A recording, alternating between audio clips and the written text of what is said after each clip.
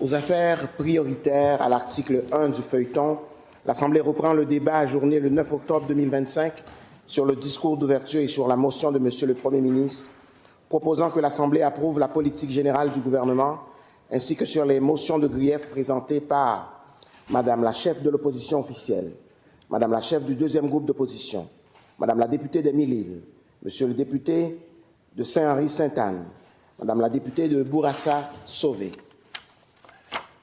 Madame la députée de Sainte-Marie-Saint-Jacques, Monsieur le député de Néligan, Monsieur le député de Marguerite-Bourgeois, Madame la députée de Notre-Dame-de-Grâce, Madame la députée de Chomédé, Monsieur le député de Tachereau, Madame la députée de Darcy-Mégué, Monsieur le député de Marquette, Madame la députée de Terrebonne, Monsieur le député de Pontiac, Monsieur le député de l'Acadie, Monsieur le député de Rosemont, Madame la députée de Mont-Royal-Outremont, Monsieur le député d'Hochelaga-Maisonneuve, Madame la députée de Lapinière, Monsieur le député de Jean Talon, Madame la députée de Jeanne-Mance-Vigée, Monsieur le député de La Fontaine, Monsieur le député d'Arthabasca, Monsieur le député de Laurier-d'Orion et Madame la députée de Robert Baldwin.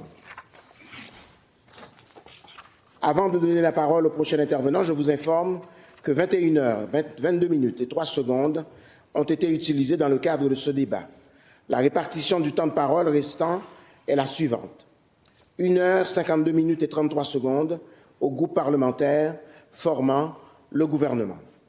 18 minutes et 45 secondes au groupe parlementaire formant l'opposition officielle. 26 minutes et 39 secondes au deuxième groupe d'opposition et 60 minutes aux représentants du gouvernement pour sa réplique. Je suis maintenant prêt à céder la parole à un prochain intervenant et je reconnais Madame la députée de Fabre. Bonjour, Monsieur le Président. Je suis contente de reprendre la parole afin de compléter mon intervention que je débutais il y a quelques semaines, plus qu'une semaine. Alors, commençons par la cybersécurité. Trop souvent, ici et à travers le monde, des administrations sont la cible des cyberattaques, des vols de données, d'actes de malveillance. Et le Québec ne peut pas se permettre d'être vulnérable. Nous devons protéger les données de nos citoyens, de nos entreprises et de notre administration publique avec le plus haut degré de rigueur et d'excellence. Monsieur le Président, j'aimerais aussi insister sur la protection de nos infrastructures critiques, comme les réseaux électriques, nos hôpitaux, les transports, nos communications. Tout cela constitue l'épine dorsale de notre société moderne. Une attaque sur ces systèmes peut paralyser une région entière. Et c'est pourquoi nous devons miser sur des outils de fine technologie capables d'anticiper les attaques avant même qu'elles ne frappent. Monsieur le Président, ici chez nous, le Québec a des atouts formidables. Nos chercheurs, nos PME innovantes et nos entreprises spécialisées développent déjà des solutions locales en cybersécurité prédictive, en détection intelligente et en intelligence artificielle appliquée. Car miser sur ces technologies québécoises, c'est non seulement renforcer notre sécurité, mais c'est aussi soutenir une filière d'innovation stratégique pour notre avenir. Parlons maintenant des crimes numériques, Monsieur le Président. Il serait irresponsable de fermer les yeux sur une réalité qui nous frappe de plus en plus directement. Les menaces ne sont plus lointaines, elles sont ici, elles sont réelles et elles nous visent. Des cyberattaques, fraude en ligne, vol de données, hameçonnage et attaques étatiques et répétées, le Québec n'est pas épargné, loin de là. Mais nos jeunes, Monsieur le Président, sont en première ligne. La cyberintimidation a doublé en quelques années. Et plus grave encore, certaines sont recrutées, manipulées par des groupes criminalisés qui utilisent la technologie pour pousser des adolescents à commettre des gestes inacceptables. Et nos aînés, eux aussi, Monsieur le Président, sont pris pour cible. Les escroqueries numériques se multiplient et l'intelligence artificielle avec les deepfakes et les fameuses fraudes grands-parents brisent non seulement des économies de vie, Monsieur le Président, mais aussi la dignité et la confiance de ceux et celles qui ont bâti notre société. Et que dire de nos entreprises, de nos infrastructures critiques qui subissent des attaques de groupes criminels toujours plus organisés, toujours plus ingénieux au rythme effréné des technologies. Et cette réalité n'est pas une fiction, Monsieur le Président. c'est le quotidien de ceux et celles qui voient leurs données volées, leurs économies menacées et leur confiance envers l'État ébranlée. Et voilà pourquoi nous devons bâtir avec rigueur, courage et vision. Et comme nous parlons un peu de la cybercriminalité, Monsieur le Président, permettez-moi de m'attarder quelques instants sur nos jeunes et nos aînés. Car la criminalité a changé de visage. Elle s'est numérisée, elle s'est raffinée et décuplée. Aujourd'hui, des adolescents de 15 ans à peine, Monsieur le Président, sont recrutés, manipulés, poussés à commettre l'irréparable. Incendier un immeuble, parfois même ôter une vie. C'est inacceptable, Monsieur le Président. Et c'est ici, dans l'Assemblée, que nous devons tracer une ligne claire, celle de la protection, celle de la prévention et de la responsabilité collective. Il est impératif que notre gouvernement renforce ces mesures de protection, non seulement pour défendre des systèmes informatiques, Monsieur le Président, mais surtout pour protéger des vies, des familles et la confiance qui unit les citoyens à leurs institutions. Mon collègue de la sécurité publique a reçu du Premier ministre un mandat crucial pour contrer cette criminalité moderne et je suivrai avec la plus grande attention les avancées de ce chantier, car la sécurité, qu'elle soit physique ou numérique, n'a pas d'âge, Monsieur le Président. Mais la cybersécurité ne s'arrête pas aux jeunes. Nos aînés en sont aussi la victime silencieuse. Des fraudeurs sans scrupules utilisent désormais l'intelligence artificielle pour limiter la voix d'un proche, fabriquer des vidéos hyper réalistes ou créer des scénarios si crédibles qu'ils brisent des vies. La fameuse fraude grands-parents en est un exemple cruel. Un faux appel, une voix familière, une urgence inventée et des économies de vie qui s'envolent. D'où l'importance toute simple, mais essentielle, d'établir un mot secret familial pour valider une demande urgente. Les chiffres sont éloquents, Monsieur le Président. De 300 fraudes signalées en 2017 à plus de 1400 en 2023. Et derrière ces chiffres, il y a des larmes, de la honte et de la solitude. C'est pourquoi nous devons agir avec détermination, éduquer, accompagner et sévir. En terminant, Monsieur le Président, je souhaite rappeler que nous avons devant nous une responsabilité historique. La transformation numérique que nous entreprenons aujourd'hui marquera les prochaines décennies.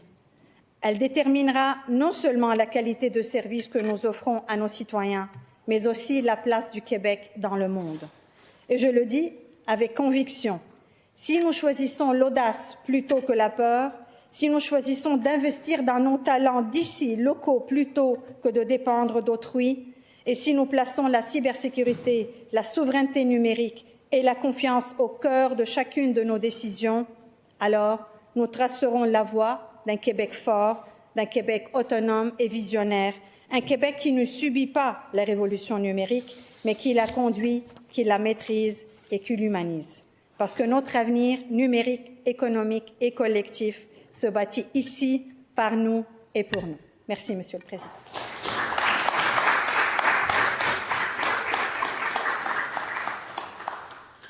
Merci, Madame la députée de Fabre. Nous poursuivons. Cette fois-ci, je reconnais Monsieur le député de Maurice Richard. Merci, Monsieur le Président. Nous sommes donc ici pour réagir au discours du Premier ministre après l'annonce de son nouveau gouvernement et de la prorogation qui s'en est suivie. Qui dit nouveau gouvernement, je pense, Monsieur le Président, doit dire bilan avant tout. Et je veux rappeler quand même de quel bilan on parle quand on parle de la CAQ. Quand le gouvernement de la CAQ a légiféré sur les travailleurs, c'était pour faire reculer le droit des travailleurs et leur droit de grève. À un moment où il y a d'ailleurs une crise du coût de la vie, et Dieu sait que les droits des travailleurs sont importants. Quand ils légifèrent sur les locataires, ce n'est pas pour renforcer leurs droits, mais c'est bien pour affaiblir le droit des locataires, en augmentant même le calcul de l'augmentation, alors que les augmentations des dernières années ont été terribles, ou en interdisant le droit de céder le bail. Quand ils légifèrent sur les minorités, c'est pour affaiblir leurs droits. Quand ils légifèrent sur l'immigration, ce n'est pas pour permettre aux Québécoises et aux Québécois qui sont privés de leurs conjoints, de leurs enfants, parfois pendant 5, 6, 7 ans, de les revoir ici au Québec, mais c'est bien pour leur rendre la vie impossible. Quand ils légifèrent sur la forêt, c'est pour en déléguer le travail, l'exploitation, c'est pour en déléguer l'exploitation du tiers au privé.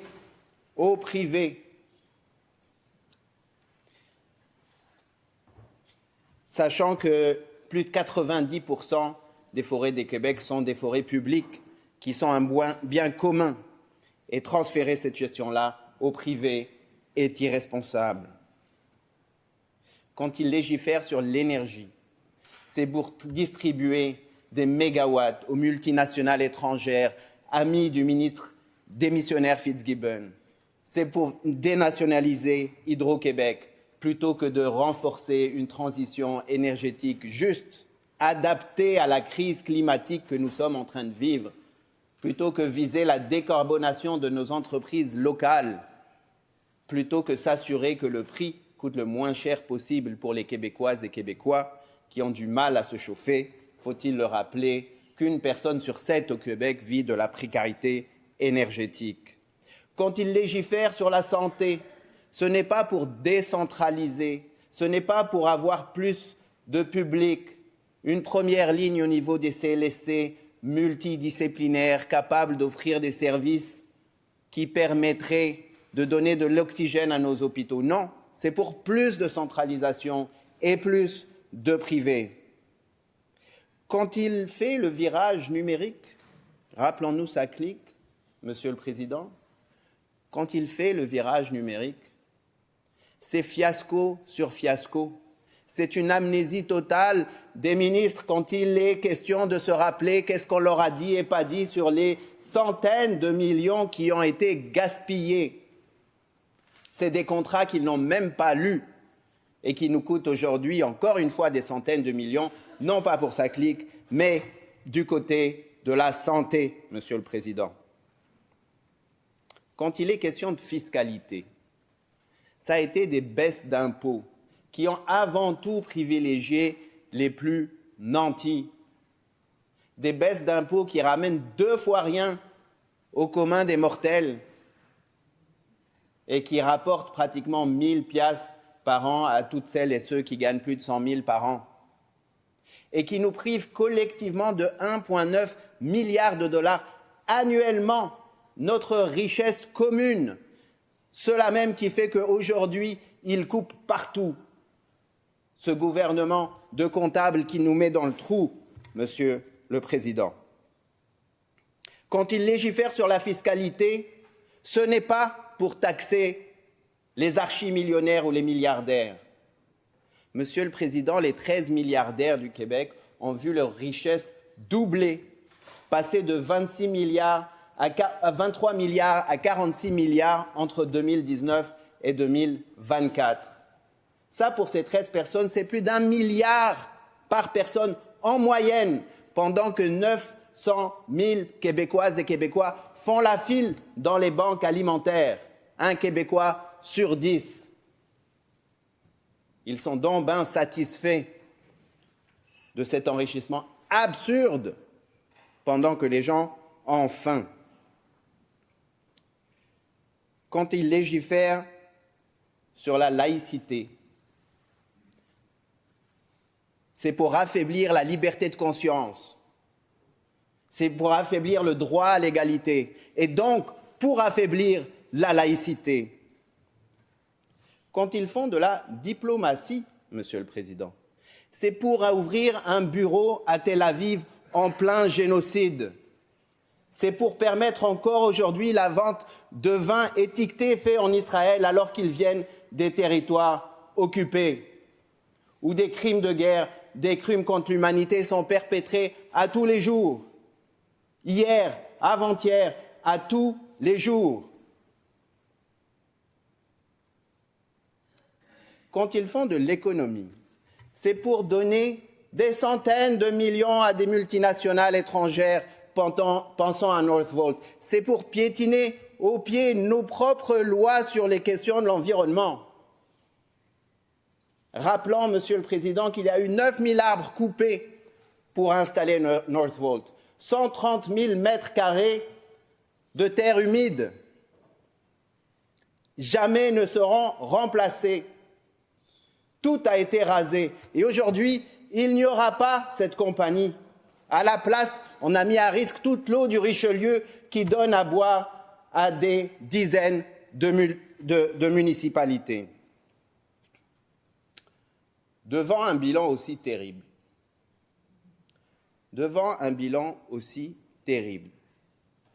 quelle est la réponse de ce gouvernement? On aurait probablement attendu des excuses rendues là. Des excuses.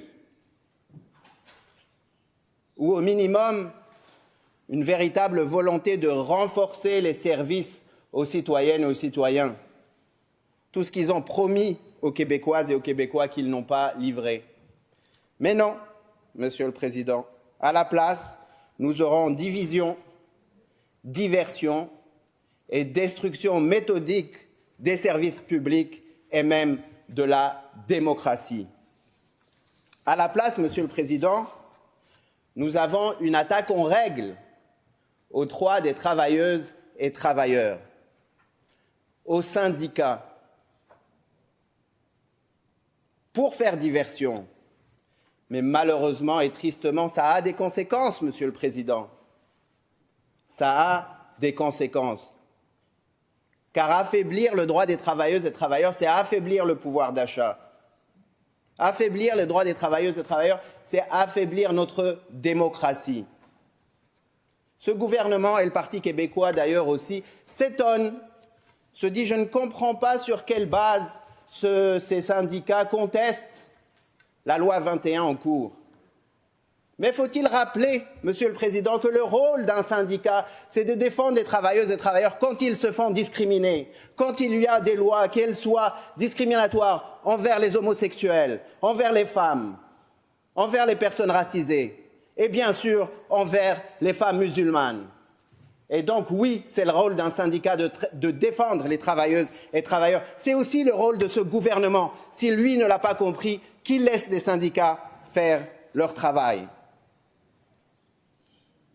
Une attaque en règle envers la fonction publique avec une austérité qui s'en vient, qui sera désastreuse, dont on voit déjà les conséquences sur le terrain, en matière d'éducation, en matière de santé, où on va couper des dizaines de milliers de postes par une ministre que le Premier ministre lui-même a qualifiée de Cruella. Comme c'est cruel, comme c'est cruel. Merci, Monsieur le leader adjoint du gouvernement.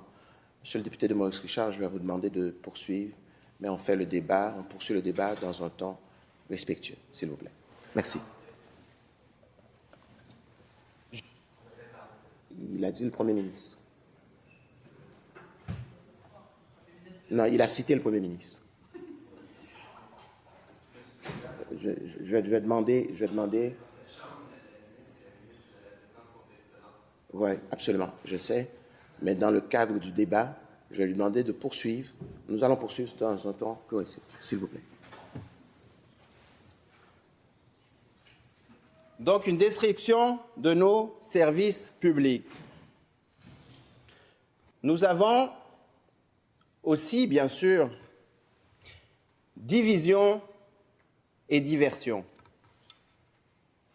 Ils sont même allés, Monsieur le Président, à nous expliquer que l'écriture épicène était un problème, que le fait qu'on utilise des YEL, des .E, .S, mais personne n'est intéressé à ce sujet, personne, mis à part qu'on sait bien que ça va caresser dans le sens du poil des personnes qui vont... c'est toute la théorie là, anti-woke qui nous vient du Sud est bien reprise. Mais malheureusement, cette diversion-là, elle a des conséquences. Au Québec, Monsieur le Président, une personne a le droit de cocher X sur son permis de conduire parce qu'elle ne se considère ni homme ni femme. Comment allons-nous l'appeler? Ces politiques sont directement discriminatoires. Et même si on n'est pas intéressé à l'écriture épicène, et même si on n'y accorde aucune importance, dites-vous, Monsieur le Président, que quand on commence par les droits des plus marginalisés, c'est non seulement leurs droits qui sont touchés, mais c'est nos droits à toutes et tous. Et il y a bien sûr aussi, avec les personnes trans, les minorités musulmanes. Car on ne va pas se mentir, Monsieur le Président, il y a d'ailleurs, le Premier ministre l'a dit lui-même, il y a une obsession de ce gouvernement et du Parti québécois aussi sur les minorités musulmanes. Et on nous dit, on va attaquer, comment il les a qualifiés, les islamistes radicaux qui s'opposent à la loi 21, sachant que les oppositions les plus virulentes sont venues de la Ligue des droits et libertés, qui a décrit la loi 21 comme discriminatoire, sexiste et raciste. Ils seront contents d'apprendre qu'ils sont aujourd'hui qualifiés d'islamistes radicaux par des éminents juristes, par la Commission des droits et libertés. Au nom, donc, nous allons discriminer, enlever des droits au nom de l'égalité entre les hommes et les femmes. Qu'ils appliquent la loi sur l'équité salariale, où des milliers de femmes sont en attente depuis 2015. Qu'ils appliquent une augmentation du salaire minimum, sachant que les femmes sont majoritaires à être dans la pauvreté et à être sur le salaire minimum. Qu'ils rendent les méthodes de contraception gratuites, comme l'a demandé plus de 100 000 Québécoises et Québécois dans une pétition que ma chef de Québec solidaire a déposée, sachant que le coût contraceptif tombe avant tout sur les femmes. Qu'ils livrent les 50 000 places de garderie qu'ils ont promises, sachant que les premières qui vont payer le coût cher, qui vont payer le prix de cette absence de place, sont les femmes avant tout.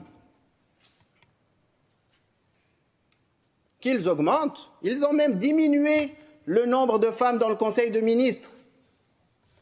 Monsieur le Président, le droit des femmes n'a jamais été aussi important que pour enlever des droits à des minorités, car elles ont 1000 choses à faire et un des risques sur l'égalité des hommes et des femmes, c'est ce gouvernement de la CAQ. Et là, ils sont arrivés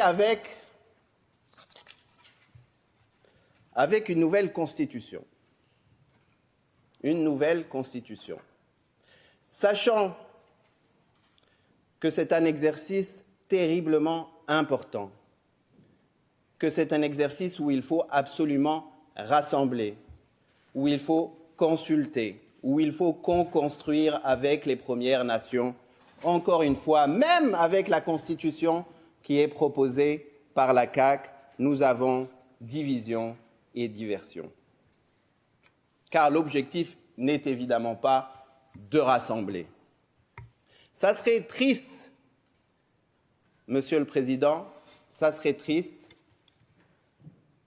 mais malheureusement, ce n'est pas juste triste, c'est terriblement dangereux.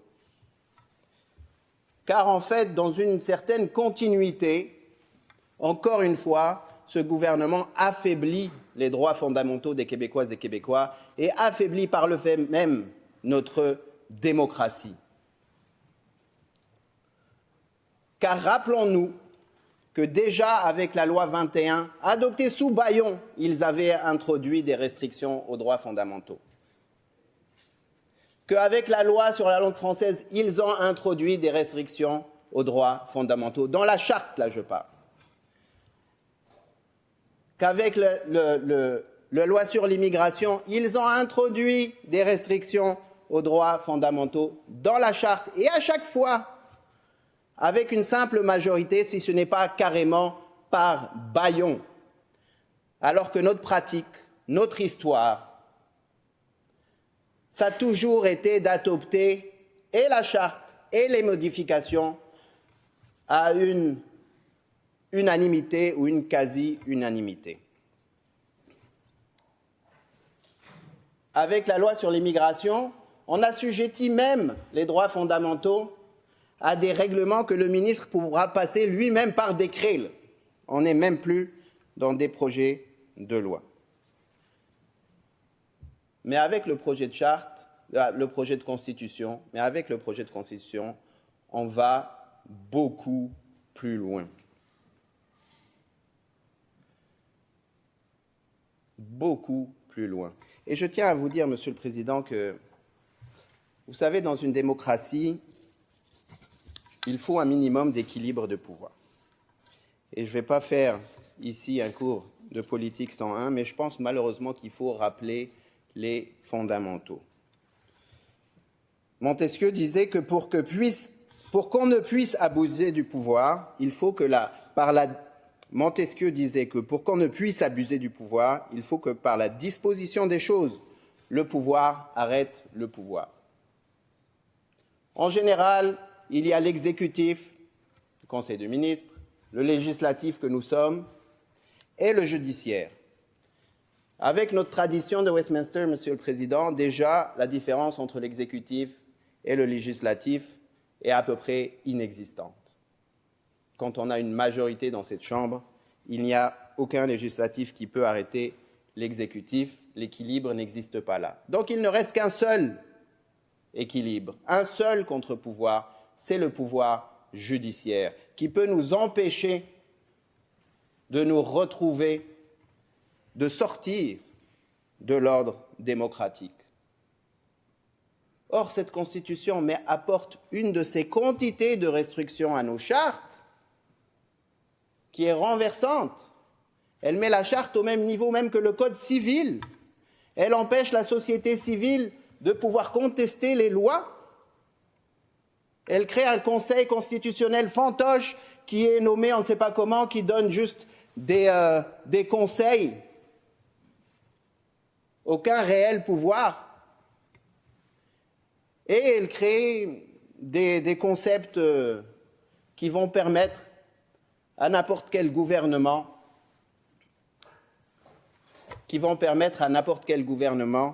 de gouverner comme il veut à la volonté de la majorité, y compris pour fouler aux pieds, pour écraser le droit des minorités.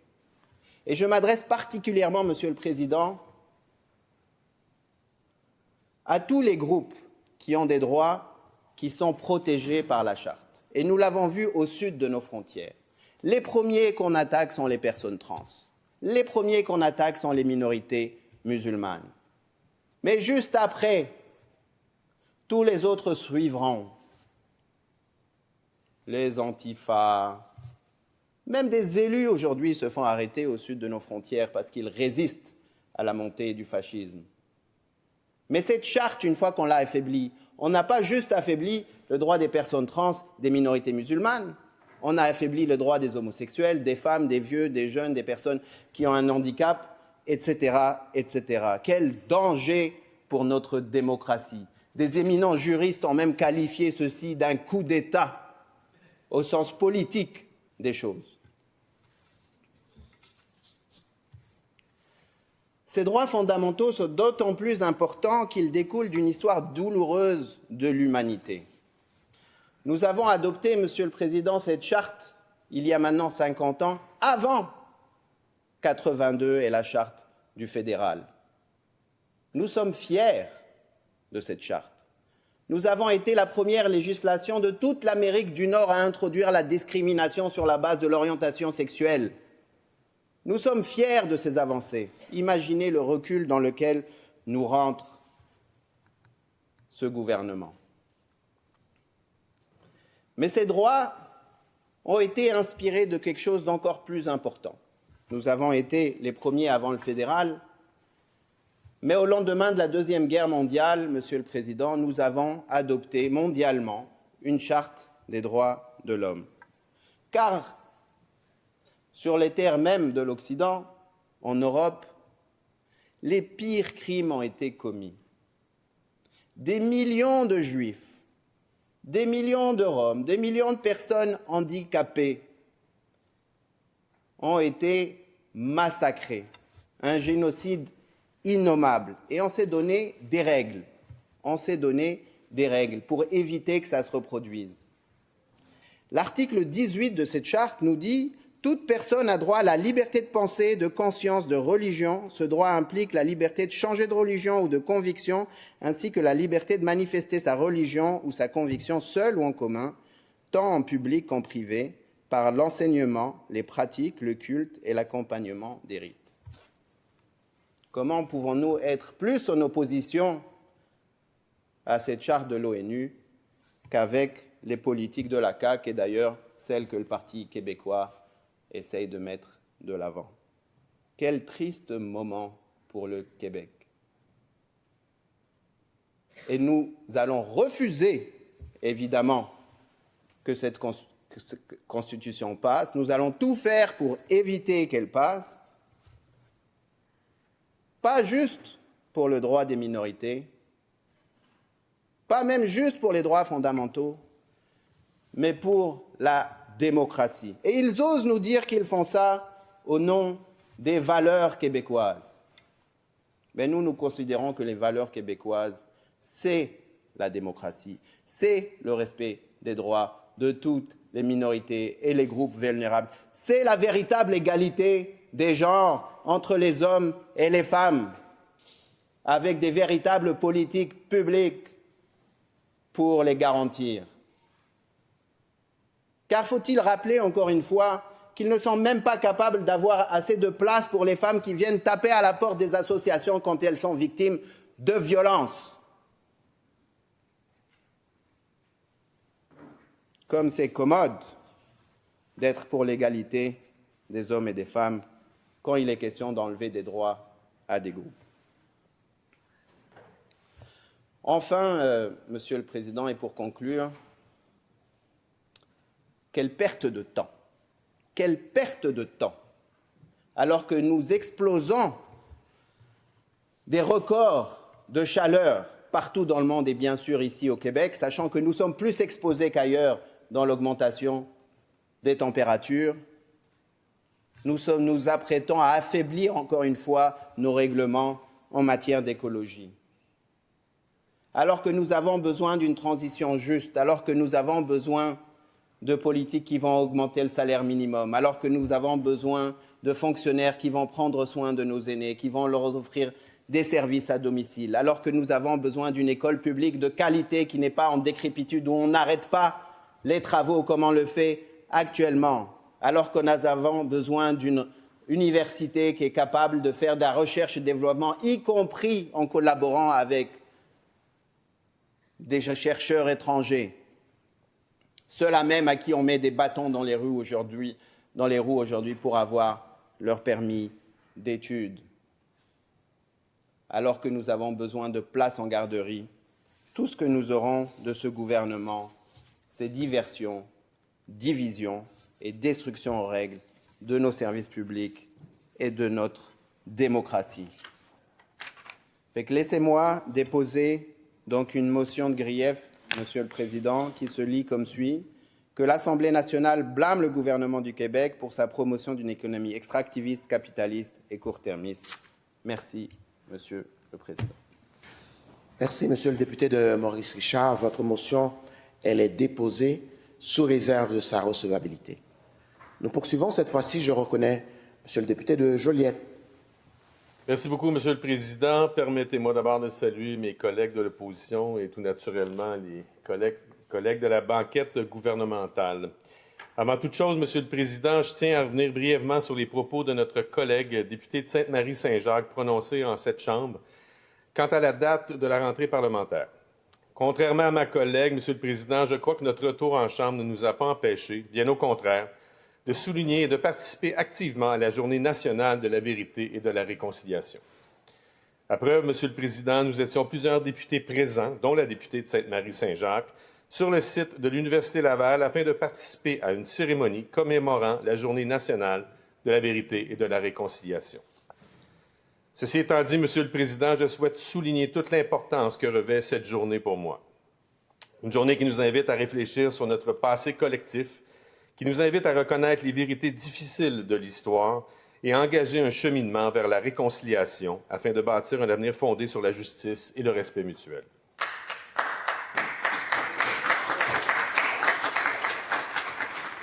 Personnellement, Monsieur le Président, j'ai la conviction profonde qu'une réconciliation est non seulement possible, mais que nous y parviendrons. C'est un défi de tous les jours que je m'engage à relever. Maintenant, Monsieur le Président, permettez-moi de revenir sur l'un des 4 champs d'action mis de l'avant et décrits par notre Premier ministre lors de son discours d'ouverture, soit celui de protéger le portefeuille des Québécois, mais de façon un peu plus pointue, celui de protéger le portefeuille et le pouvoir d'achat de nos aînés. Monsieur le Président, j'aimerais vous parler aujourd'hui de ce que j'appelle affectueusement le miracle Pax Habitat. Qu'est-ce que Pax Habitat? Monsieur le Président, Pax, c'est une résidence pour aînés. Pax est situé à Joliette, bien sûr. C'est un organisme à but non lucratif qui offre aux aînés de notre région de l'hébergement abordable.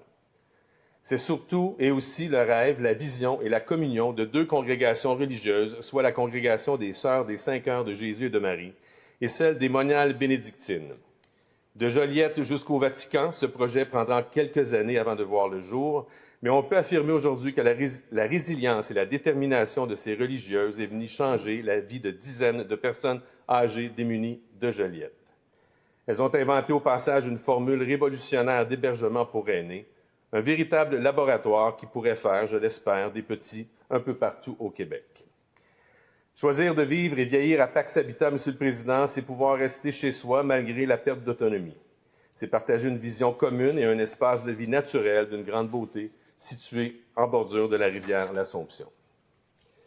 Pax, c'est un continuum de vie qui comprend 70 unités d'habitation pour aînés autonomes, soit des studios, des 3,5, des 4,5, auxquels s'ajoutent 32 chambres appelées Maison Humania.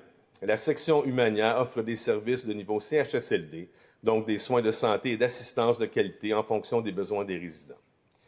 Cet héritage, Monsieur le Président, par des femmes de cœur est un milieu de vie au cœur d'un jardin dans un environnement plurigénérationnel, puisqu'à Pax Habitat, on y retrouve un CPE de 70 enfants.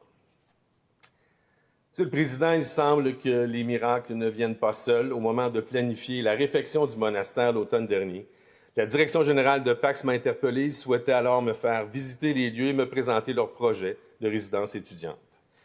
J'ai donc pris contact avec la direction générale du Cégep de Joliette afin de leur faire part de ce projet. Un maillage était imminent, du moins ce l'était pour moi.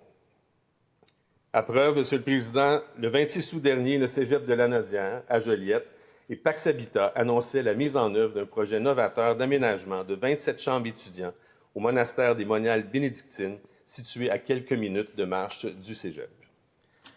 C'est donc à travers la revitalisation des 3e et 4e étages du monastère que sera créé un lieu où les générations, le savoir et l'expérience se croiseront et s'enrichiront mutuellement. Ces 27 logements abordables réservés exclusivement aux étudiants et étudiantes du Cégep de Joliette seront accessibles dès l'automne 2026. Monsieur le Président, donc, après avoir été un lieu cloîtré pendant plus de 100 ans, le monastère entame une toute nouvelle vie. Pax Habitat a entrepris sa revitalisation dans le but d'élargir son milieu de vie intergénérationnel qui regroupe déjà 120 aînés, 70 enfants et très bientôt 27 étudiants. Les 2 communautés religieuses qui tenaient à offrir un legs social, spirituel et patrimonial à notre communauté auront gagné leur pari, Monsieur le Président. Vous me permettrez de saluer la résilience, la vision et la grande générosité des 2 congrégations religieuses et de tous ceux qui ont participé et qui participent toujours à l'aventure Pax Habitat. Monsieur le Président, lors de son discours d'ouverture, notre Premier ministre a aussi mis de l'avant l'importance de la sécurité. La sécurité dans les grandes villes, la sécurité pour nos enfants, la sécurité pour nos aînés. Et vous savez, Monsieur le Président, la sécurité pour le nord de Lanaudière, pour nos villégiateurs, nos pêcheurs, nos chasseurs, ça veut aussi dire un service ambulancier héliporté en cas d'accident pour un coin de pays où le réseau routier ne permet pas toujours des interventions rapides et efficaces. Monsieur le Président, comme je m'y étais engagé et comme c'était pour moi un enjeu de sécurité important, je suis vraiment fier de vous informer que la mise en place du transport médical héliporté pour la circonscription de Joliette et le nord de Lanaudière a franchi une étape importante dernièrement. Le gouvernement a officiellement lancé l'été dernier l'appel d'offres public visant à sélectionner le prestataire de services pour un futur site de transport médical. Ce projet de service de transport médical héliporté, attendu depuis longtemps, s'inscrit dans la mise en œuvre de la politique gouvernementale sur le système préhospitalier d'urgence. Notre gouvernement, en a posé les premiers jalons en 2023-2024 avec un investissement de 125 millions sur 5 ans, annoncé dans notre budget. Le service aérien gouvernemental supervise cet appel d'offres lancé à la suite d'un intérêt public en 2024. La mise sur pied du transport médical héliporté comprend 4 chantiers se déroulant en parallèle, soit l'évaluation des besoins cliniques des demandes de transport héliporté par un centre d'appel, la construction d'héliports sécuritaires, la formation des équipes médicales et l'organisation clinique, ainsi que la sélection du fournisseur de services.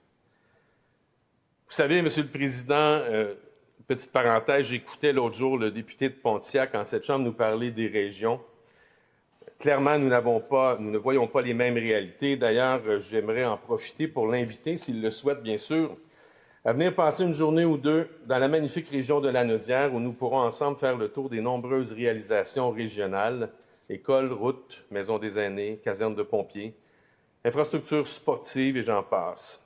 Clairement, une journée ne serait pas assez, mais je lui lance tout de même l'invitation. Comme le temps me le permet, Monsieur le Président, j'aimerais rapidement aborder l'axe de l'identité, un axe très important.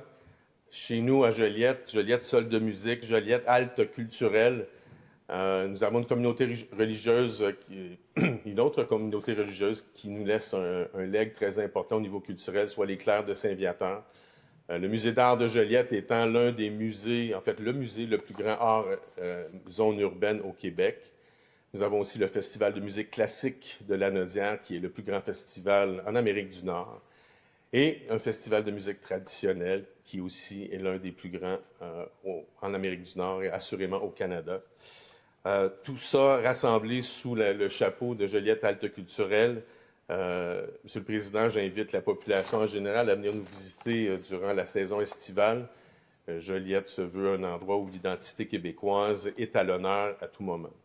En terminant, Monsieur le Président, je souhaite rapidement féliciter les élus municipaux, soit les mairesses, maires, conseillers et conseillères de la circonscription de Joliette qui ont été élus par acclamation. Et je souhaite offrir la meilleure des chances à ceux et celles qui sont toujours en campagne électorale jusqu'au 2 novembre prochain. Merci, Monsieur le Président.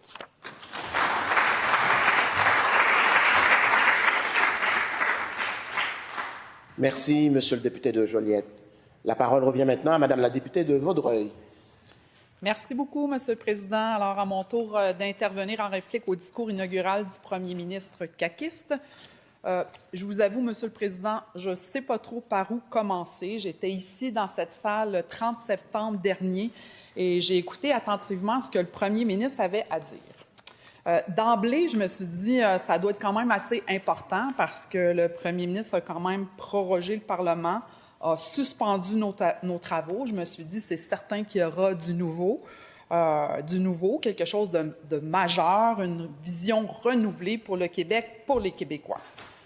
Malheureusement, comme plusieurs d'entre nous, comme plusieurs Québécois, Québécoises, j'ai vite compris que ce n'était pas un discours d'avenir, qu'on nous servait plutôt du réchauffé. Je trouve ça dommage. Je trouve que c'est une occasion manquée. Je trouve que le moment aurait été parfait pour justement relancer différentes sphères ici au Québec. On le sait, on le lit.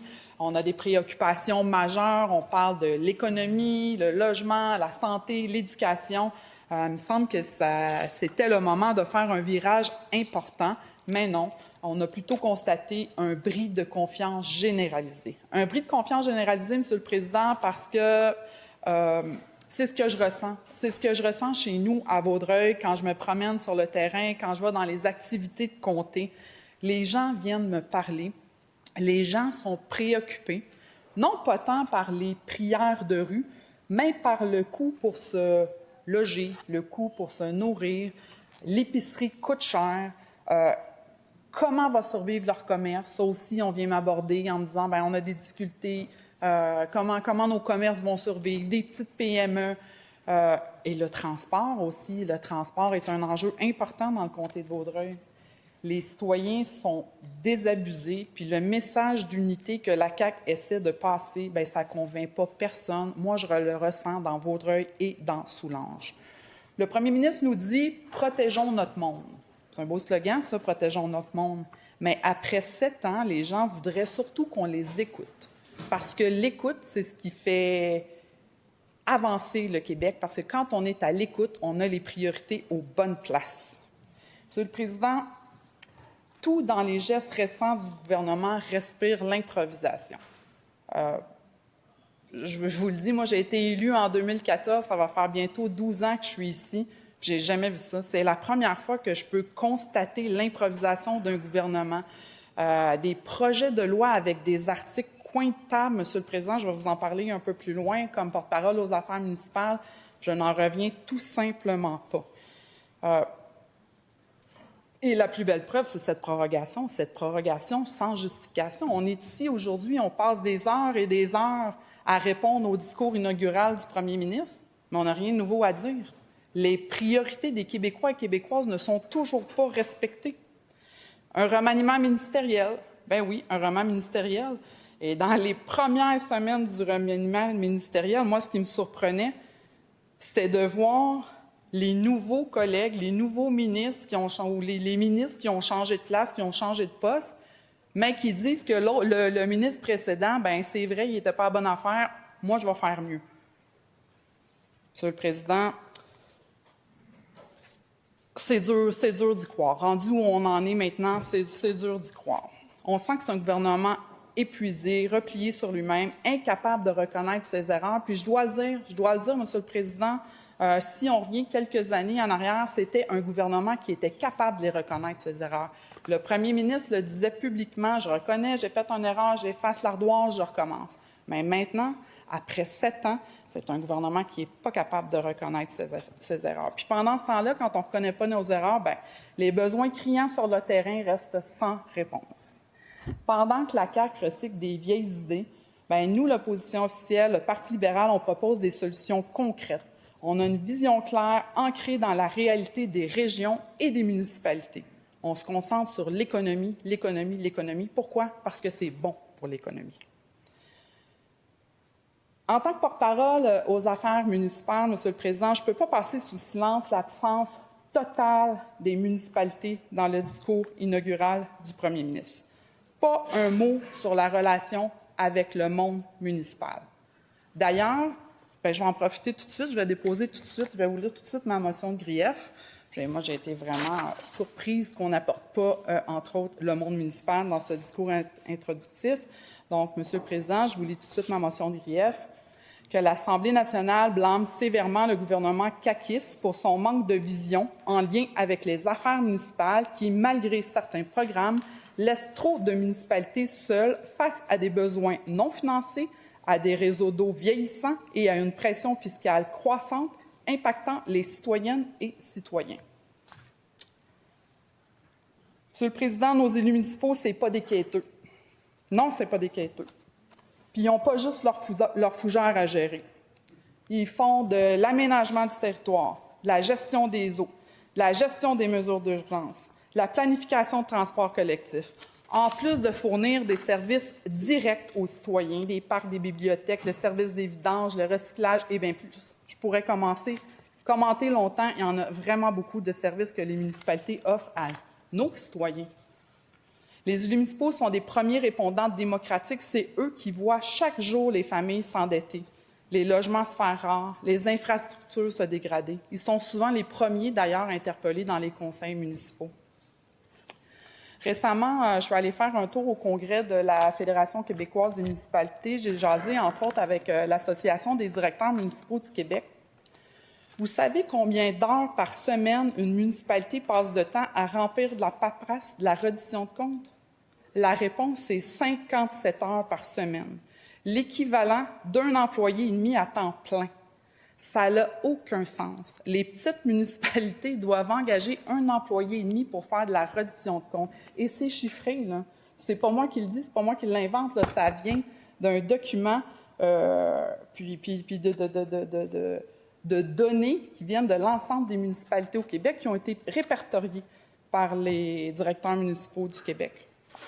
Ça n'a aucun sens. J'ai un autre exemple qui me vient en tête, Monsieur le Président, quand on parle des municipalités, puis des délais, puis de la paperasse qui n'a aucun sens. Je vais vous parler du financement du programme PRAFI, le programme de stabilisation et de restauration des berges à risque d'érosion. Moi, j'ai 2 municipalités dans mon comté, Vaudreuil-Dorion et Notre-Dame de l'Île-Perrot. C'est un beau programme. C'est vraiment un beau programme qui est financé en partie par le fédéral, mais qui bloque ici au niveau provincial. C'est un financement de 75 % que les villes sont en attente. À Vaudreuil-Dorion, la ville veut stabiliser puis restaurer 4,3 km de berges qui est à risque d'érosion. Puis ça, c'est pour protéger les infrastructures face au changement climatique. C'est un projet de 4,5 millions de dollars. Et il manque 75 % de la subvention qui traîne ici. On attend les accords ici au provincial. Pendant ce temps-là, le provincial, la ministre de l'Affaires municipales, le ministre de l'Environnement, on envoie des notes à la ville, par exemple. Envoyez-nous tel document. Faites-nous ci, faites-nous ça. Bien, la ville de Vaudreuil-Dorion, le 14 décembre 2023, ont déposé la demande d'aide financière. 27 mars 2024, il y a eu une demande de bonification du dossier par le MAMACH. La Ville a répondu le 17 mai 2024 et le 12 mai 2025, ils ont eu un accusé de réception tardive de la lettre de présélection 17 mois après le dépôt. Ça n'a aucun sens, Monsieur le Président. Aucun sens. Malgré une planification qui est conforme aux étapes du programme, la Ville a reçu la lettre de présélection avec 8 mois de retard. C'est des délais irréalistes pour les municipalités. Puis on dirait que quand on ne sait pas quoi faire, on leur envoie une lettre en disant « renvoyez-nous de la paperasse, on va regarder ça ». On est en contexte d'urgence climatique. Vaudreuil-Dorion, Notre-Dame de l'Île-Perrot ont été gravement touchés par les inondations tant en 2017, 2019. Il y a des programmes qui sont là pour les aider. Puis on n'est même pas capable, le gouvernement n'est même pas capable de les écouter, de les aider. Pourquoi on fait du mur à mur? Pourquoi on ne s'assied pas avec eux et on n'essaie pas de régler le problème? C'est ça les régions, c'est ça que veulent nos régions. Monsieur le Président, tout comme moi, vous avez sûrement remarqué aussi qu'il n'y avait pas un mot sur la crise du logement. Nos villes, nos villages sont frappés par la pénurie de logements. Pas un mot. Pas un mot sur la planification du territoire, la fiscalité municipale ou les infrastructures vieillissantes. Puis les infrastructures vieillissantes, les infrastructures en eau, ça bloque la construction de milliers de logements. On a plusieurs municipalités au Québec qui sont prises avec des moratoires, ils ne peuvent pas construire. C'est incroyable, le gouvernement doit être attentif à cette demande-là, doit écouter les municipalités. C'est comme si pour ce gouvernement, les municipalités étaient des simples exécutantes de décisions prises à Québec, alors que c'est tout le contraire. Nous, on reconnaît l'autonomie des municipalités, puis leur rapport au quotidien avec les citoyens. Moi, Monsieur le Président, je suis d'avis que pour bâtir un Québec fort, c'est en collaboration avec nos élus municipaux qu'on va y arriver. On aurait aussi pu profiter de ce discours inaugural pour parler du nouveau pacte fiscal, d'un vrai partenariat avec les villes. Au lieu de ça, silence radio. La CAQ se dit depuis longtemps être le gouvernement des régions. C'est déplorable essayer de garder son titre avec des articles comme dans le projet de loi 104, et je dois m'y référer, j'en parlerai un peu plus tard dans d'autres présentations en lien avec l'adoption du principe du projet de loi 104. Mais, Monsieur le Président, comment on peut prévoir dans un projet de loi des articles alors qu'on revoit, on revoit de la gouvernance. On revoit de la gouvernance municipale pendant la période électorale, du jamais vu au Québec, là. Revoir de la gouvernance pendant une campagne électorale, alors que les élus municipaux sont en campagne électorale. Et deuxièmement, revoir de la représentativité sur une base d'électeurs plutôt que sur une base populationnelle. Alors que les municipalités au Québec font de l'aménagement du territoire en fonction de la population, non pas en fonction du nombre d'électeurs. C'est clairement de la partisanerie ou c'est clairement... En fait, Monsieur le Président, moi, je vous dis qu'on ne peut pas tenir compte... Monsieur le leader adjoint du gouvernement. Je suis bien d'accord avec vous, mais dans ce cas-là, dans ce contexte, je vais demander à la députée de Vaudreuil de poursuivre. Il s'agit d'une critique sévère, soit, mais une critique à point, il n'y a aucune entorse au débat. Madame la députée de Vaudreuil, poursuivez. Merci, Monsieur le Président. Les municipalités de ma circonscription, tant de Vaudreuil et tant de Soulanges, font face à une explosion des coûts en logement, en transport, en aménagement du territoire. Elles demandent du soutien pour planifier la croissance démographique, pour accueillir des nouvelles familles, pour adopter le service. Et le gouvernement lui répond par des programmes de mur à mur, souvent complètement déconnectés. Comme je disais, Monsieur le Président, la CAQ se vante d'être proche des régions, mais dans les faits, elle décide depuis Québec sans réelle écoute du terrain. Puis je peux vous donner encore un autre exemple dans le comté de Vaudreuil-Soulanges, l'hôpital de Vaudreuil-Soulanges, où il devait y avoir un stationnement étagé pour sauver, c'est ce qui était prévu dans les plans. Québec a plutôt décidé d'y aller avec un stationnement en surface, 5,7 hectares en zone agricole, 5 terrains de football. Monsieur le Président, un îlot de chaleur incroyable. Quel est le respect encore? On parle d'environnement. L'environnement, c'est important. Les changements climatiques. Ici, on vient créer un îlot de chaleur. 5 terrains de football. Mais c'est parce qu'il y a des enjeux aussi autour de ça. Bien sûr, il y a les changements climatiques, mais il y a des coûts associés à tout ça par la suite. Là. Récemment, je rencontrais des représentants du Sismo. Et combien ça va coûter de déneiger 5 terrains de football? Les gens, il va falloir prévoir des navettes pour les amener à l'hôpital. Des fois, on prend des décisions, le gouvernement prend des décisions, je réitère, sur un coin de table, sans même y réfléchir. C'est désolant, puis ce qui est encore plus désolant, c'est qu'on exige, un gouvernement doit être exemplaire, d'exiger aux municipalités, dans tous ces projets, de faire des stationnements étagés, mais que dans le cadre de l'hôpital, pour sauver des coûts, bien, ici, on permet de faire d'autres choses. Je ne comprends pas que ce qui s'applique à Minou devrait aussi s'appliquer à Pitou. Sur le plan économique, le premier ministre a joué une partie de poker avec l'argent des Québécois. Je pense que mes collègues ont fait des représentations à cet effet-là, des grands projets mal planifiés, Nordvol, Flying Whale, des gaspillages comme ça clique, les chèques électoraux qui ont fragilisé nos finances publiques. Résultat, M. le Président, plus grand déficit de notre histoire, 14 milliards de dollars et une cote de crédit abaissée. Des décisions, M. le Président, des décisions comme les maisons des aînés à 1 million par porte. C'est super beau, les maisons des aînés à 1 million par porte.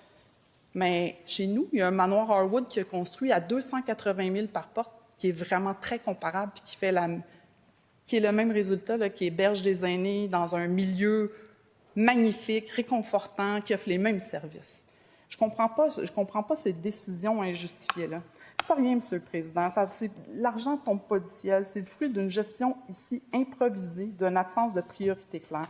Nos PME se battent pour survivre, demandent d'alléger la paperasse, puis ils veulent de l'aide afin de garder les travailleurs ici. J'espère qu'on les entend. Le PLQ, on croit une économie de terrain, où on soutient les entrepreneurs, où on mise sur l'innovation et la productivité plutôt que sur les annonces à grand déploiement, à grand spectacle. Monsieur le Président, la CAQ avait promis un État plus mince, plus efficace. Résultat, 10 000 fonctionnaires de plus. Des nouvelles structures bureaucratiques inefficaces. Santé Québec, Mobilité Infra-Québec, j'en passe.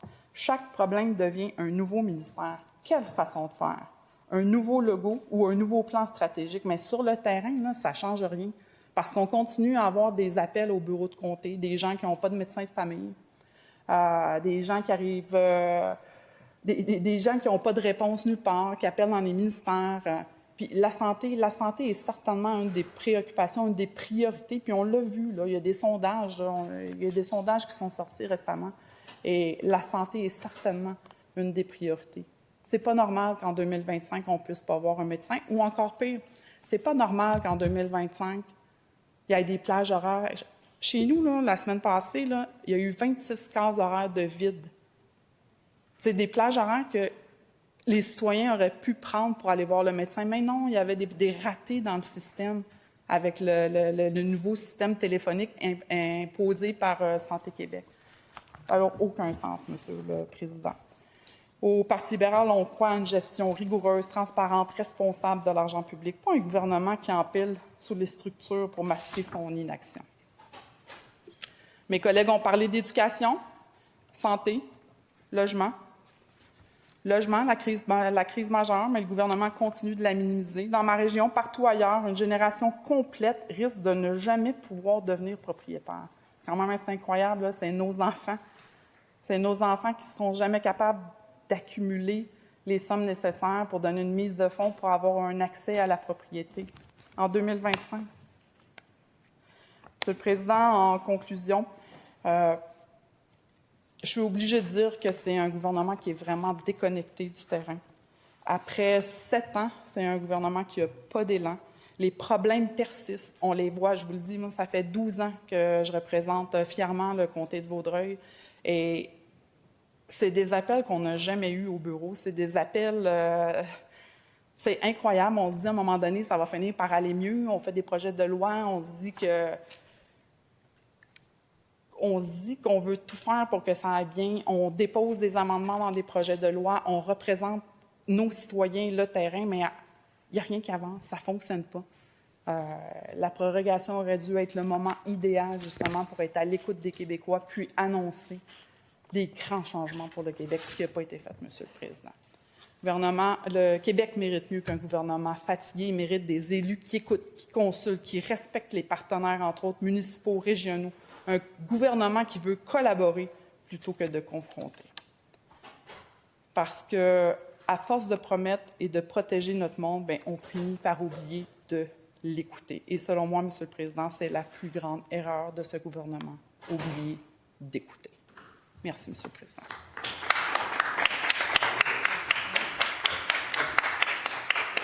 Merci, Madame la députée de Vaudreuil. Votre motion de grief est déposée sous réserve de sa recevabilité. Nous poursuivons le débat. Je reconnais maintenant Madame la députée d'Abitibi-Ouest. Merci beaucoup, Monsieur le Président.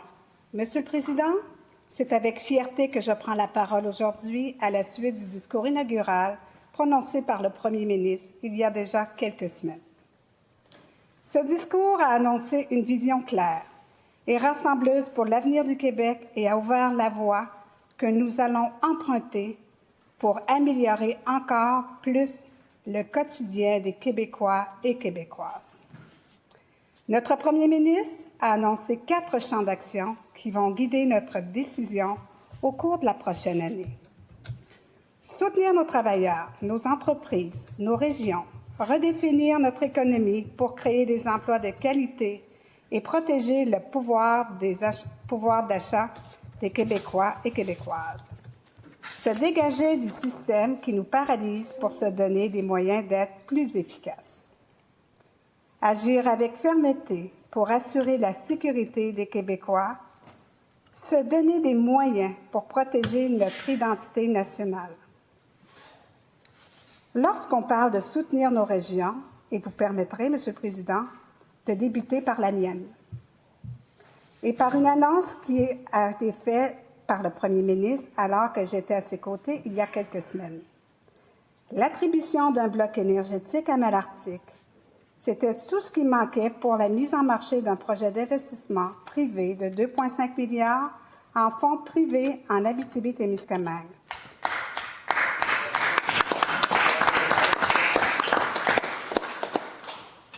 Ce sont des centaines d'emplois payants dans notre belle région. Justement, par les priorités énoncées par le Premier ministre, on y retrouve celle de la redéfinition de notre économie. Nous avons la chance au Québec d'avoir un sous-sol qui regorge de richesses naturelles et de minéraux critiques. Il faut repenser autrement aux investissements en défense, en aérospatial et dans l'industrie manufacturière vont augmenter pour appuyer ces priorités. On ne peut plus dépendre de nos voisins du Sud. On doit investir et créer un gros et même 2 booms économiques dans les prochaines années, partout en région. Les tarifs imposés par le président américain touchent durement l'économie régionale. L'industrie forestière risque d'être particulièrement affectée et on se doit d'être présent si des gens perdent leur emploi. C'est là que nos investissements dans l'industrie minière et tout comme le projet historique de développement d'Hydro-Québec sont primordiaux dans notre vision de l'avenir. Grâce à nos énergies vertes, Par l'augmentation de la capacité d'Hydro-Québec et par le développement éolien en région, nous serons en mesure d'atteindre cet objectif. Notre grande fierté, on le fait avec la collaboration des Premières Nations, des Inuits, les villes et les MRC. Hydro-Québec a un plan d'investissement de 200 milliards, le plus grand chantier économique de toute l'histoire du Québec, avec une augmentation à terme de 50 % de sa production d'électricité d'ici 2035. Pour réaliser tout ça, on doit faciliter le travail de tous les intervenants et c'est en ce sens que nous avons annoncé que le gouvernement va déposer cet automne un projet de loi pour accélérer le déploiement de nos projets économiques, énergétiques qui sont stratégiques pour le Québec. J'ai invoqué évidemment ma région, mais il y en a ailleurs de belles histoires qui se poursuivent et qui verront le jour. Je suis ici chez mon collègue de René Lévesque, où une nouvelle étape dans le projet de réfection du terminal numéro 5 vient d'être franchie. Le dépôt d'études d'impact environnemental est le fruit d'un processus rigoureux de planification, de concertation et d'analyse. À terme, avec des investissements de 17,5 millions de la part du gouvernement, le remplacement du quai pourra permettre d'accueillir de nouveaux navires commerciaux à Baie-Comeau, chose qu'on n'a pas vue depuis 40 ans. Toujours sur la Côte-Nord, le projet Aqua Boréal s'est vu lui aussi accorder un bloc énergétique nécessaire à la poursuite de son projet. On parle d'un grand projet d'aquaculture terrestre de ce monde de l'Atlantique. C'est un autre bel exemple que notre engagement envers les régions.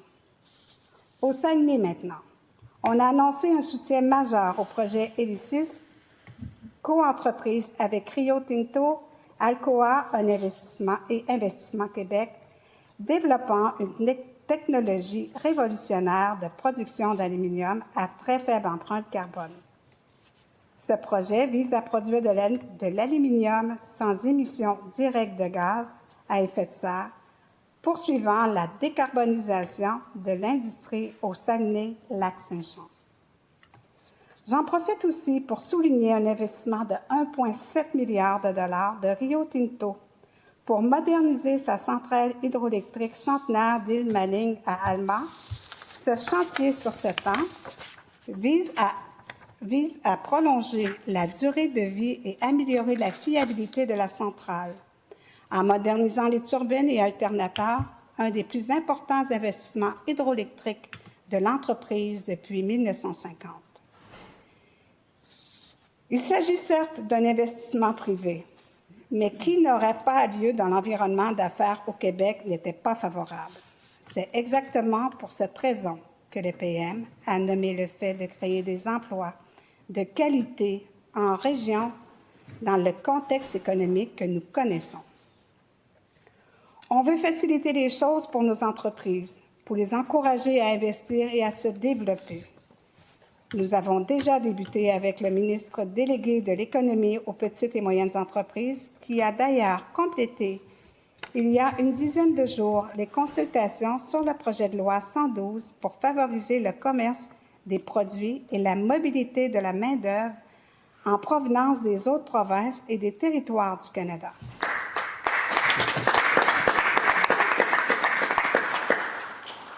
Tout cela se poursuit dans la même lignée d'allègements réglementaires qui aident nos PME partout sur le territoire. On fait souvent état de nos bons coups et on doit être fiers, Monsieur le Président. Les 2 heures de stationnement gratuit dans les hôpitaux, plafonner la hausse des tarifs à un maximum de 3 %, le crédit d'impôt remboursable de 2 000 $ aux personnes âgées à bas revenus, ramener les tarifs de services de garde à un taux unique, baisser les taxes scolaires en uniformisant le taux. Il était illogique que les régions paient 3 fois que d'autres. Ce sont des petites mesures qui font une différence au quotidien. Et on a aussi beaucoup augmenté les salaires des préposés, des éducatrices, des enseignantes, des infirmières. C'était amplement mérité. À cela, on pourrait ajouter la diminution de l'écart de richesse avec l'Ontario, l'augmentation du PIB réel par habitant depuis 2018, l'augmentation du salaire moyen au Québec, plusieurs résultats de nos actions et des signes que d'autres sont à venir. Je terminerai avec un champ d'action qui touche beaucoup les Québécois et Québécoises et celui de notre identité. La langue française, nos valeurs communes et notre culture demeurent à risque. L'explosion de l'immigration au cours des dernières années y joue un rôle important. Pas question de critiquer les immigrants. Ces gens viennent ici pour vivre une vie meilleure, dans un endroit où il fait bon vivre. Les Québécois sont un peuple accueillant, mais on se doit de faire quelque chose. C'est en ce sens qu'il y a quelques jours, le ministre de la Justice, ministre responsable des Relations canadiennes, a déposé le projet de loi numéro 1, loi constitutionnelle de 2025 sur le Québec, qui établira les bases d'une constitution propre au Québec. Ceci marque une étape sans précédent dans la définition du statut constitutionnel québécois au sein de la Fédération canadienne. Il est notre désir d'affirmer le Québec comme un État national doté d'une souveraineté parlementaire interne et à consacrer ses valeurs fondamentales. La langue française, la laïcité et l'égalité des sexes. La nation québécoise est libre, enracinée dans son territoire et unie autour de sa culture et de sa langue commune, et que les droits individuels doivent l'être en harmonie avec les droits collectifs et le bien commun. Monsieur le Président, je suivrai les étapes du cheminement de ce projet de loi avec un grand intérêt. Soyez-en convaincus. Merci, Monsieur le Président.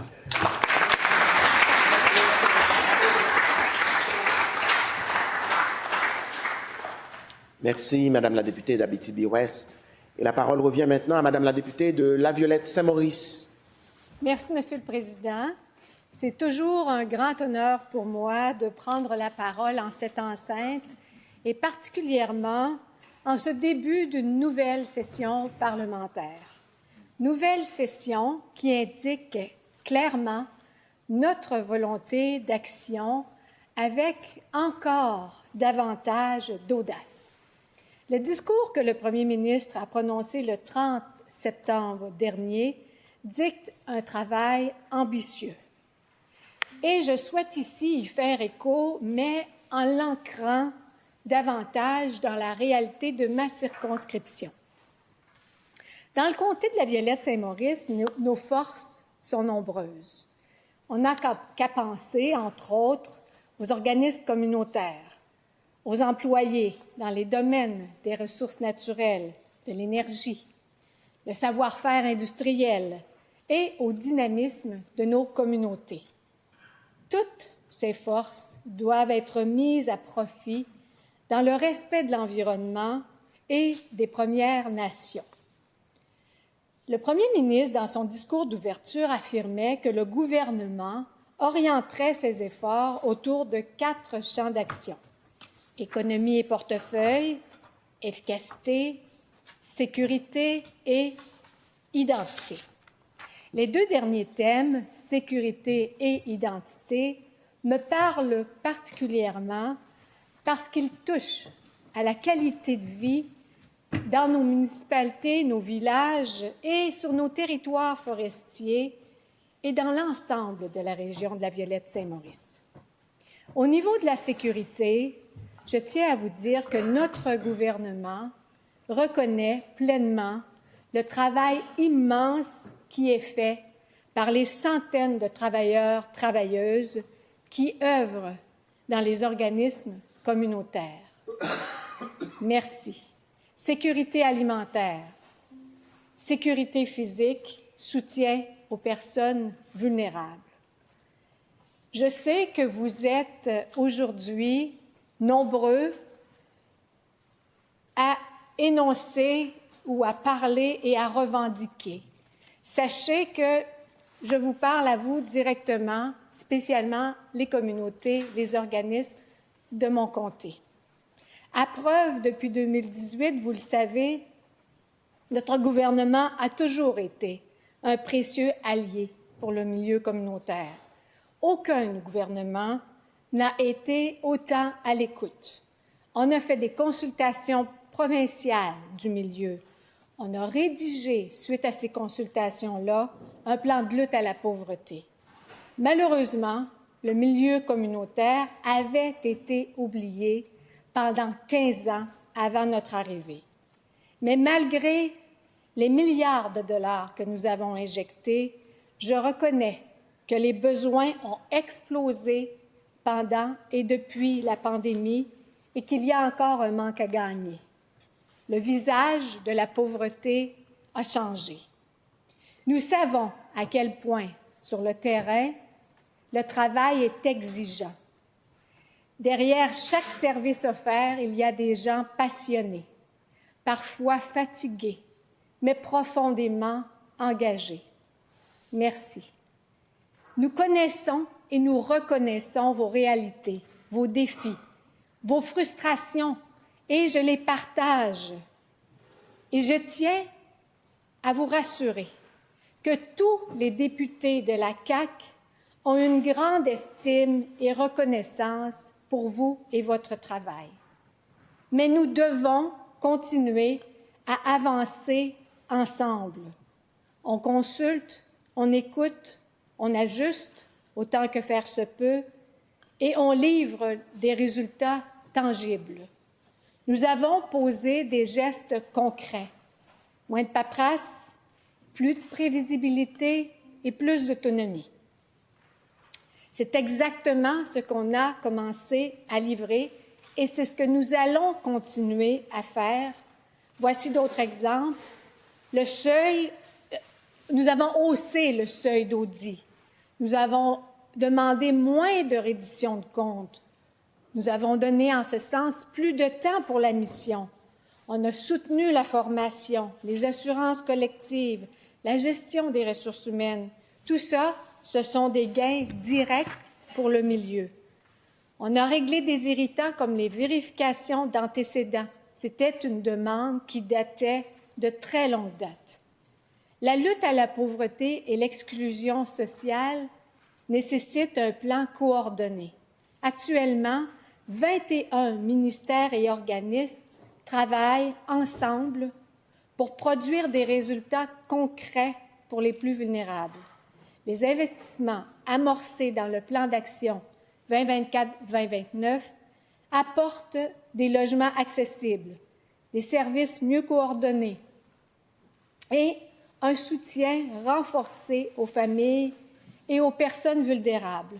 Mais je comprends votre colère, je comprends votre fatigue, je comprends et j'entends la grogne.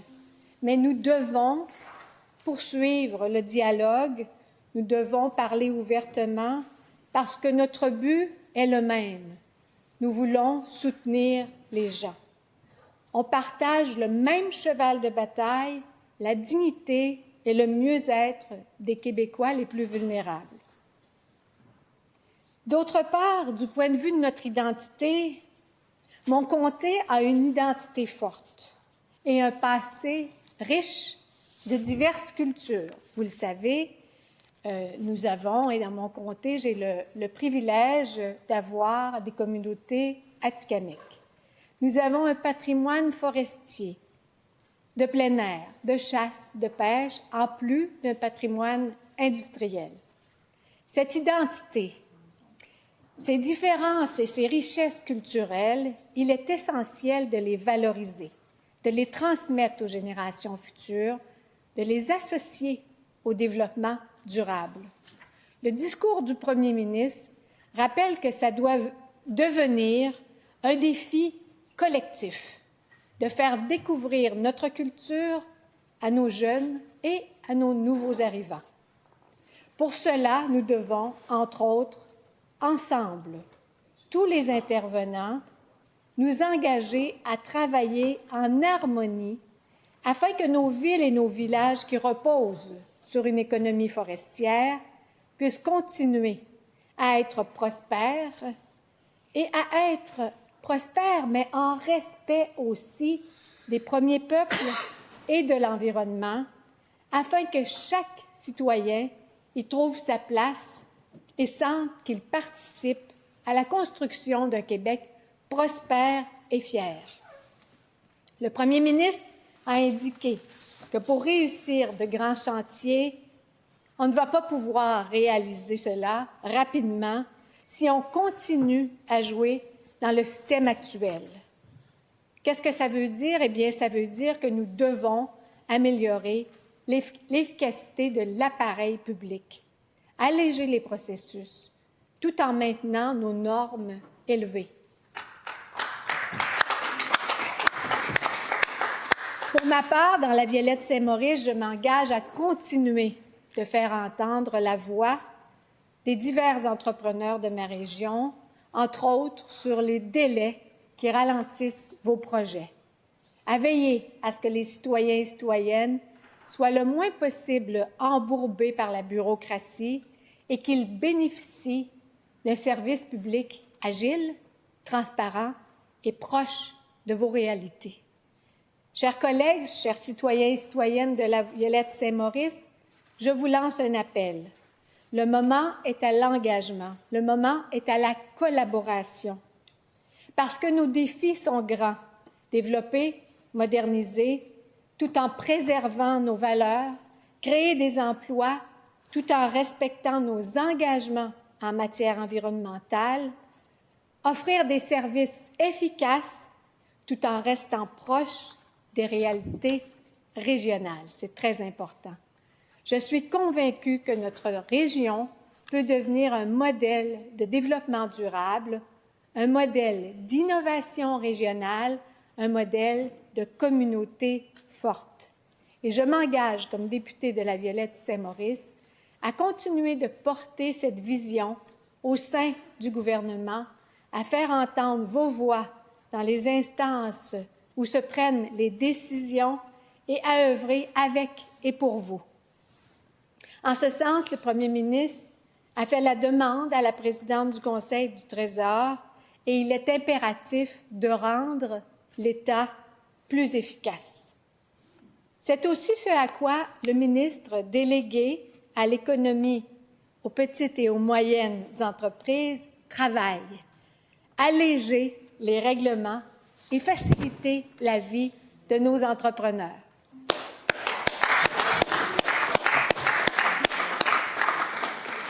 Pour conclure, je veux réaffirmer ma confiance en notre gouvernement. Le discours du premier ministre dresse une feuille de route ambitieuse et nous allons la réaliser ensemble pour notre nation et pour les gens qui y vivent. Merci.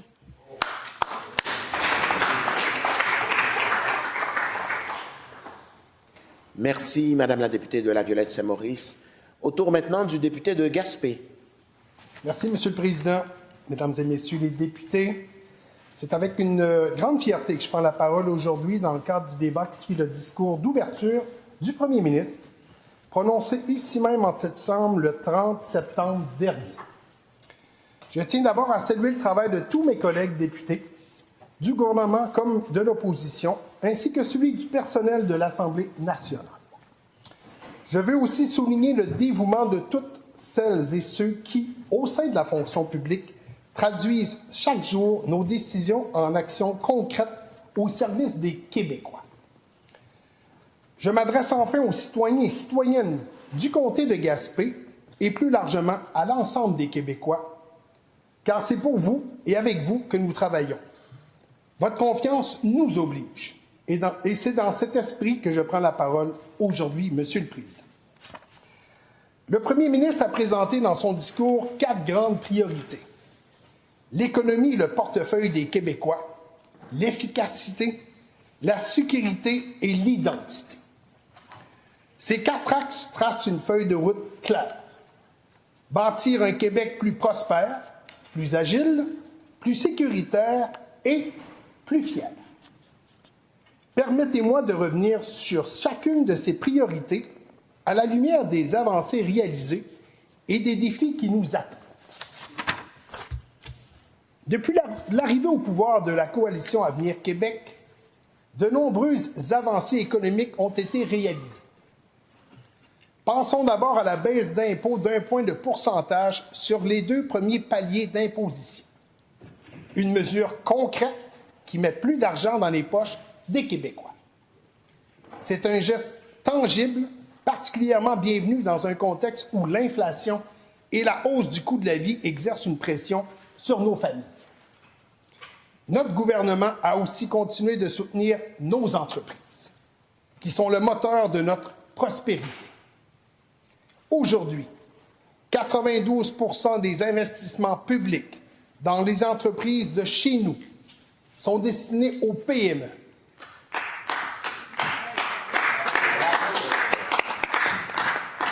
Nos PME qui sont des acteurs de proximité qui créent des emplois de qualité partout au Québec.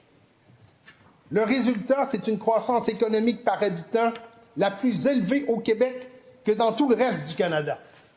Une performance dont nous pouvons être très fiers, Monsieur le Président. Cela dit, nous demeurons attentifs aux effets de l'inflation et aux impacts des tarifs imposés par l'administration américaine. Nous savons que ces facteurs touchent directement nos familles et nos entreprises exportatrices. C'est pourquoi la nouvelle vision économique du gouvernement vise à créer davantage de richesses collectives pour que le Québec ait les moyens de ses ambitions, Monsieur le Président. Financer ses services, moderniser ses infrastructures et soutenir l'innovation. Un élément clé de cette vision, c'est bien sûr l'électricité verte et abordable.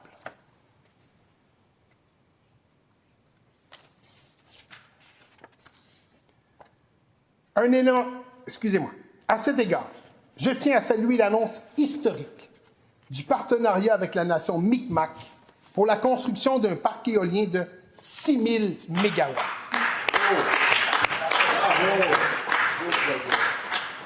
Le premier ministre a qualifié cette entente de plus grosse annonce de l'histoire de la Gaspésie et du Bas-Saint-Laurent. Rien de moins. Ce projet est porteur d'avenir, Monsieur le Président. Il contribuera à la transition énergétique du Québec.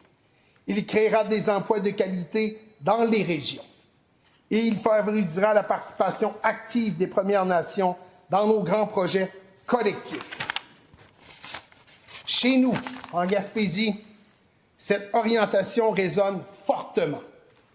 Au fil des années, notre région a développé une expertise reconnue dans le domaine de l'énergie renouvelable.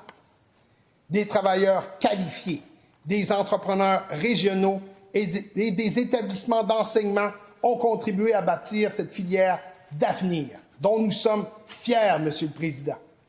Cela démontre que les régions du Québec peuvent être au cœur de la transition énergétique, en alliant innovation, développement économique et respect du territoire. C'est un modèle de croissance durable dont nous pouvons collectivement être fiers. L'efficacité, Monsieur le Président. Le premier ministre a eu cette image forte. La bureaucratie est comme une camisole de force. Cette métaphore illustre bien un constat que partagent plusieurs Québécois. Notre État est trop souvent trop lourd, trop lent, trop complexe. Il est crucial que l'on réduise l'espace qu'occupe la bureaucratie dans notre quotidien. Nous avons besoin d'un traitement choc. Le premier ministre a annoncé que notre gouvernement allait réduire le nombre de postes dans la bureaucratie. On veut le faire sans couper dans les services directs aux citoyens. La bureaucratie, ce sont également certaines réglementations qui irritent le secteur privé et entravent le développement économique de tout le Québec. Allègements réglementaires et administratifs nécessaires pour libérer le plein potentiel économique de notre Québec. Lorsque les PME passent moins de temps à remplir de la paperasse, Ils passent plus de temps à créer de la richesse et à servir les Québécois. La modernisation du régime syndical sera également un autre outil pour avoir un État et une économie plus efficaces. Dans plusieurs régions du Québec, et notamment en Gaspésie, des projets structurants sont ralentis par la complexité administrative. Des promoteurs touristiques, des municipalités ou des organismes communautaires se heurtent trop souvent à des délais qui freinent leur développement. Simplifier les procédures, c'est redonner de la capacité d'agir à nos milieux. C'est ce qui permettra au projet d'avancer au rythme des besoins réels du terrain, dans un esprit de collaboration et de confiance. Être efficace, Monsieur le Président, c'est faire mieux, plus vite et avec plus de cohérence. C'est ce à quoi notre gouvernement s'attelle. La sécurité maintenant. Beaucoup de citoyens ne se sentent plus en sécurité dans nos villes, notamment à cause des problèmes de drogue et de santé mentale. Nous avons le devoir de mieux prendre soin des personnes vulnérables. C'est pourquoi le premier ministre a annoncé que notre gouvernement allait modifier la loi P38 pour avoir une plus grande marge de manœuvre dans la prise en charge des personnes malades, Monsieur le Président. Ça nous permettra à la fois de rendre nos rues et nos quartiers plus sécuritaires, mais aussi de s'assurer que tout le monde puisse recevoir les soins dont ils ont besoin. Le ministre de la Sécurité publique annoncera d'autres mesures plus sévères contre les récidivistes et les délinquants sexuels dangereux. Dans nos communautés régionales, Monsieur le Président, la sécurité prend souvent une dimension humaine et communautaire. La détresse psychologique, l'isolement, la toxicomanie sont des réalités bien présentes et les intervenantes de première ligne jouent un rôle essentiel. Leur travail quotidien auprès des familles, des jeunes et des personnes en difficulté fait toute la différence. En renforçant les mécanismes d'intervention et de prévention, nous leur donnons les moyens de mieux protéger la population et de maintenir la cohésion sociale dans nos milieux de vie. Protéger les citoyens, c'est aussi prévenir. Cela passe par des services sociaux plus efficaces, un meilleur accès aux soins et un accompagnement soutenu pour les personnes en difficulté. C'est ce que nous souhaitons bâtir, Monsieur le Président. L'identité maintenant. Je me permets un rappel des actions posées par notre gouvernement pour protéger notre identité. La loi 21 sur la laïcité, la loi 96 sur la langue officielle et commune du Québec, le Musée national de l'histoire du Québec, les cours de citoyenneté et de culture québécoise à l'école. Cela dit, nous ne voulons pas nous arrêter là, Monsieur le Président. Le ministre de la Justice a récemment déposé le projet de Constitution du Québec. Cette Constitution permettra de protéger nos droits et libertés, renforcer notre autonomie constitutionnelle et rassembler les Québécois autour d'un projet ambitieux. Le premier ministre a également parlé du défi collectif de faire connaître notre culture à nos jeunes et aux nouveaux arrivants. Il faut que les futurs citoyens de notre Québec puissent s'identifier avec notre patrimoine et cette mission doit dépasser l'action gouvernementale. En Gaspésie, la vitalité culturelle et le sentiment d'appartenance sont remarquables, Monsieur le Président. Des festivals, des lieux de création et de diffusion, des artistes engagés contribuent à tous les jours à faire rayonner notre culture bien au-delà de nos frontières. Ces initiatives traduisent la fierté d'un peuple attaché à ses racines et résolument tourné vers l'avenir. C'est en soutenant ces milieux culturels vivants que nous faisons vivre concrètement l'identité québécoise. En conclusion, Monsieur le Président, les 4 priorités énoncées par le premier ministre, l'économie, l'efficacité, la sécurité et l'identité, ne sont pas des sphères isolées. Elles sont étroitement liées les unes aux autres. Une économie forte permet d'investir dans la sécurité et les services. Un État efficace permet de concrétiser ces investissements. Une identité solide donne du sens et de la cohésion à nos actions. C'est dans cet esprit d'équilibre et de responsabilité que notre gouvernement entend poursuivre son travail. Je veux remercier le premier ministre pour la clarté de sa vision et le courage de ses orientations. Je veux aussi redire aux citoyens du comté de Gaspé que nous demeurons à votre écoute. Votre quotidien, vos préoccupations et vos aspirations guident notre action, et ce, à tous les jours. L'esprit qui anime notre gouvernement est celui d'un Québec qui se développe avec ses régions et non pas à leur place. Qu'il s'agisse d'énergie, d'infrastructures, de culture ou de services publics, nous avons la responsabilité collective de faire en sorte que chaque décision prise ici, à l'Assemblée, ait un effet concret et positif dans la vie de nos citoyens. Merci, Monsieur le Président.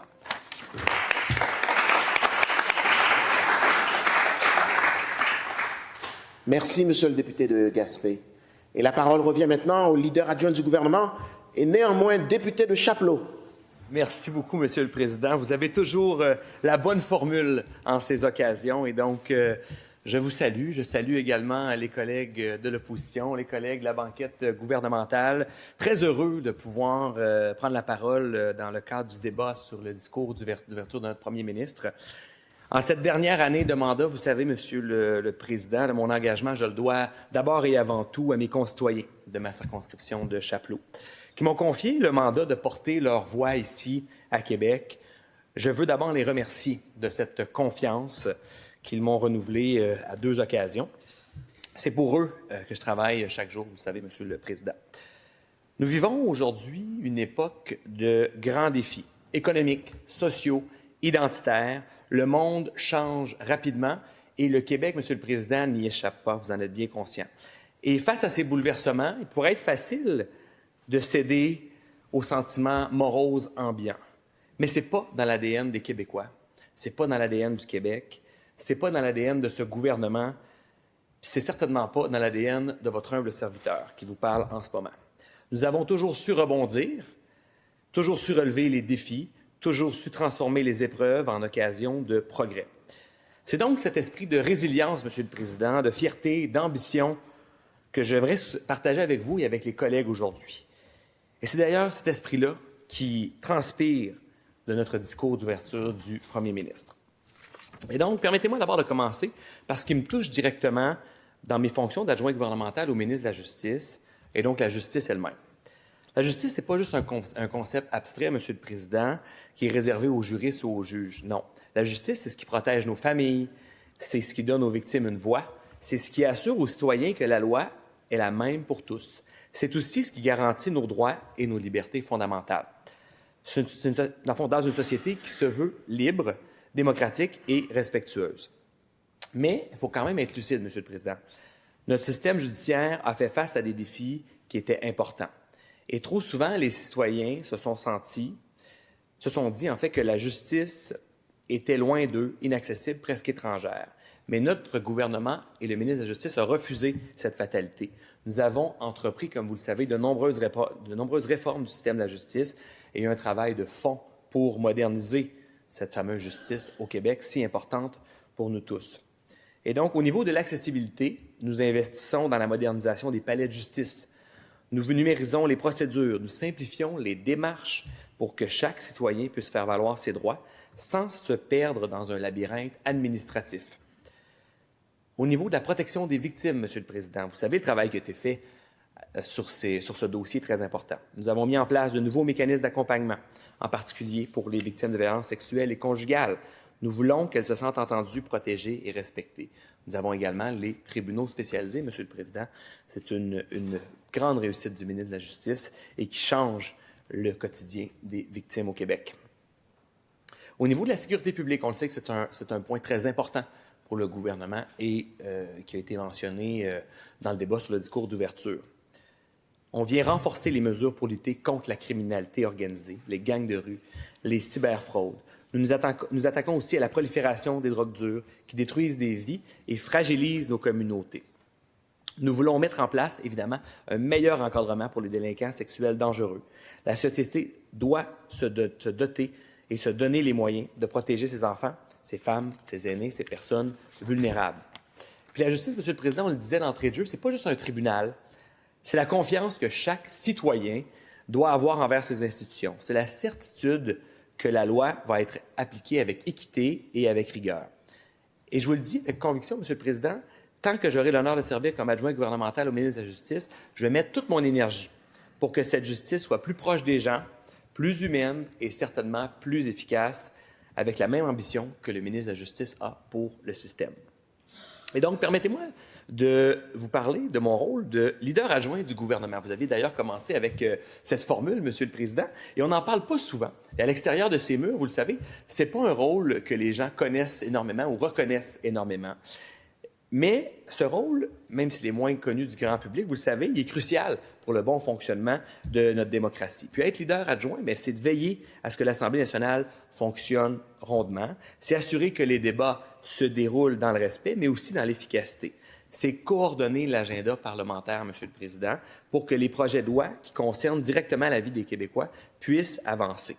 Et donc, c'est ce qu'on va faire durant cette année qui s'en vient. On va pouvoir faire avancer nos projets de loi qui sont importants. Et donc, l'Assemblée nationale, comme vous le savez, c'est le cœur battant de notre démocratie. C'est là que nous débattons des lois qui façonnent l'avenir de nos enfants. C'est là que nous prenons des décisions qui touchent le quotidien des familles, des travailleurs, des entrepreneurs, des aînés.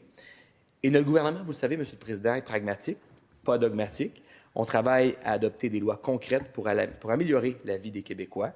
Nous avons un cap qui est clair, celui qui a été annoncé par le premier ministre lors du discours d'ouverture. Et dans mon rôle de leader parlementaire adjoint du gouvernement, eh bien, c'est ce sur quoi je vais travailler ici dans cette enceinte, évidemment avec l'ensemble des collègues. Et on se souviendra des 4 grandes priorités énoncées et énumérées. Économie, portefeuille des Québécois, efficacité de l'État, sécurité, identité. Et donc, voilà les priorités, voilà la feuille de route que nous travaillerons ici en cette enceinte, dans ce salon rouge. Et c'est mon rôle, comme leader adjoint, de veiller à ce que cette feuille de route se traduise en loi, en décision et surtout en résultats concrets en compagnie des collègues. Et ce n'est pas des slogans, Monsieur le Président, ces priorités-là. C'est des engagements clairs, concrets, mesurables, qui parlent aux gens. Parlons-en. Économie, portefeuille des Québécois. Notre gouvernement sait que les familles, les travailleurs, les aînés ressentent de plein fouet l'inflation, le logement, l'épicerie, l'essence coûte plus cher. C'est pourquoi nous avons toujours et nous continuerons à mettre de l'argent directement dans le portefeuille des Québécois, qu'il s'agisse de baisser les impôts, de plafonner les hausses de tarifs ou d'offrir un soutien ciblé aux personnes vulnérables. Nous avons toujours répondu présent. Notre approche est constante. L'argent des Québécois doit d'abord servir aux Québécois. L'efficacité de l'État. Nous devons sortir d'une culture de bureaucratie excessive qui étouffe l'innovation et décourage les projets. Réduire les délais, simplifier les processus, Monsieur le Président, alléger le fardeau administratif. Ce n'est pas un caprice, c'est une nécessité pour mieux servir la population. Et donc, l'objectif est assez simple, Monsieur le Président, un État plus agile qui rend des services rapides, efficaces, au lieu de ralentir la vie des citoyens. Au niveau de la sécurité, on en a parlé tout à l'heure, mais revenons-y. C'est une responsabilité fondamentale de tout gouvernement. Les citoyens ont le droit de marcher dans leur quartier sans peur. Ils ont le droit de savoir que les criminels dangereux seront surveillés, que les gangs de rue seront combattus, que les victimes seront protégées. C'est pourquoi nous avons annoncé de nouvelles mesures législatives et des investissements pour renforcer la police, améliorer la lutte contre la cybercriminalité et, évidemment, mieux encadrer les récidivistes. Au niveau de l'identité, Monsieur le Président, être québécois, c'est une identité, c'est une langue, le français, qu'il faut protéger et transmettre.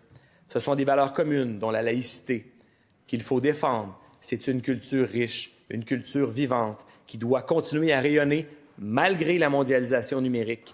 Nous avons une responsabilité historique, celle de préserver ce que nous sommes pour que nos enfants et nos petits-enfants grandissent dans un Québec fier, francophone et confiant. Nous le devons à nos aïeux, nous le devons à ces 400 ans et plus d'histoire de présence francophone en Amérique. Ces 4 priorités ne sont pas séparées, Monsieur le Président.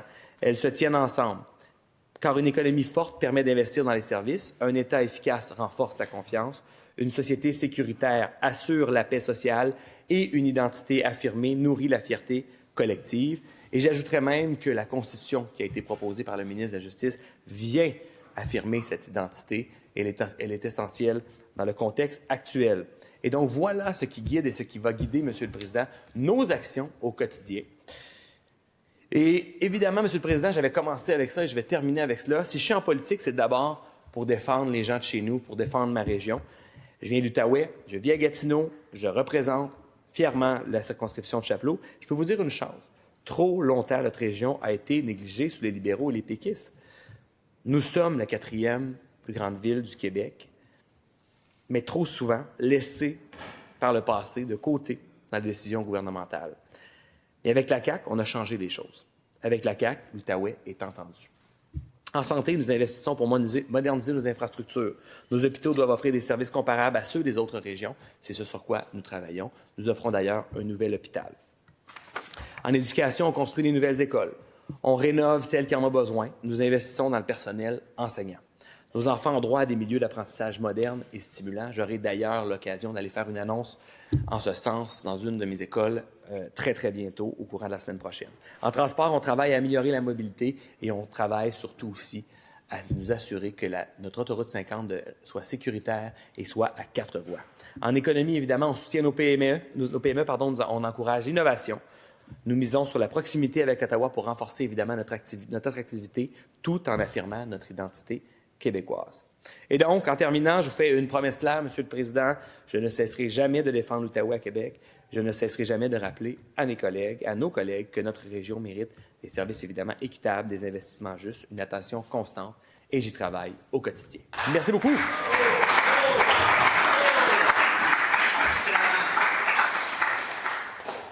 Merci, Monsieur le député de Chapleau. Est-ce qu'il y a d'autres intervenants? Il n'y a pas d'autres intervenants. Est-ce que je comprends? Est-ce que le gouvernement compte utiliser sa réplique?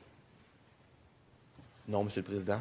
On va demander un vote et on va demander de reporter les votes pour l'ensemble de l'œuvre. Alors, je dois préalablement donner lecture à la décision sur les motions, Monsieur le leader adjoint. On va en arriver. On va en arriver. Alors, cela met fin au débat sur le discours d'ouverture prononcé le 30 septembre 2025. Je vous informe que les motions formulant un grief présentées dans le cadre de ce débat sont toutes recevables, sauf celles présentées par Monsieur le député de Laurier-Dorion. Conformément à l'article 191 de notre règlement, s'il est permis d'indiquer des motifs dans une motion de grief, l'argumentation, elle, n'est pas permise. La jurisprudence parlementaire a expliqué par le passé qu'on entend par exposé de motifs les raisons pour lesquelles on blâme le gouvernement, alors que l'argumentation consiste en tout ce qui tend à appuyer la conclusion recherchée dans la motion. La jurisprudence démontre que l'explication des conséquences du geste visé par le blâme est également assimilable à de l'argumentation. À la lumière de ces critères, la motion de grief présentée par le député Laurier-Dorion doit être considérée contenant de l'argumentation. D'ailleurs, elle est similaire dans sa forme et dans son libellé à d'autres motions de grief déclarées irrecevables par la présidence dans le passé, notamment dans les décisions qu'elle a rendues les 11 juin 2003, 21 avril 2015, 20 avril 2021, 8 décembre 2022 et le 27 mars 2024. Comme le veut la pratique, est-ce qu'il y a consentement pour substituer le texte de cette motion de grief par le suivant: que l'Assemblée nationale blâme le gouvernement de la CAQ pour leurs politiques qui feront augmenter les loyers et pour son intention de produire des logements dits abordables dont les loyers ne seront pas accessibles aux ménages à faible revenu. Il n'y a pas de consentement. Conformément à l'article 50.1 de notre règlement, nous allons maintenant procéder au vote sur les motions formulant un grief présentées dans le cadre de ce débat, ainsi que sur la motion de Monsieur le Premier ministre proposant que l'Assemblée approuve la politique générale du gouvernement. Monsieur le leader adjoint du gouvernement. L'ensemble de l'œuvre et qu'on reporte le tout à cet après-midi, s'il vous plaît. Alors, Monsieur le leader du gouvernement. Nous demandons un vote électronique qui aura donc lieu plus tard cet après-midi. Alors, conformément aux demandes du leader adjoint du gouvernement et du leader de l'opposition officielle, les votes seront tenus à la période des affaires courantes de demain. Cet après-midi, oui, cet après-midi. Merci. Monsieur le leader adjoint du gouvernement. Du coup, je demanderai donc de suspendre nos travaux jusqu'à ce moment, s'il vous plaît.